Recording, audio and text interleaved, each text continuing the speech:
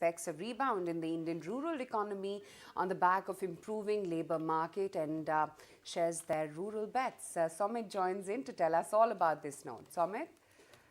Stanley has come out with this note where they're saying that they're seeing a rebound in India's rural economy. Now, this is aided on the back of wider reopening, improving labour market conditions and improving terms of trade. Now, the which also says that the government policy measures such as focus on infra spending and increasing support for agriculture will also improve the structural outlook for the rural market. Now they're seeing that according to the high frequency data, they're seeing an improvement in the unemployment rate, which is now currently lower. They're also saying that there has been a recovery in two-wheeler sales increasing. They're also seeing increasing growth of credit in the agriculture sector, and they're seeing early signs of stabilization in terms of trade. And because of all these factors, they are concluding that there will be robust trends in the rural rural market going forward. And on the back of this, they are bullish on few stocks like Bajaj Electricals, Mahindra and Mahindra, Maruti Suzuki, Dabur, Mahindra and Mahindra Finance, AU Small Finance Bank,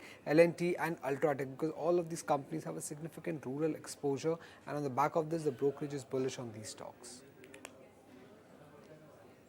All right, thanks very much, Somit, for giving us latest details as to what exactly the Morgan Stanley view is on some of those rural players.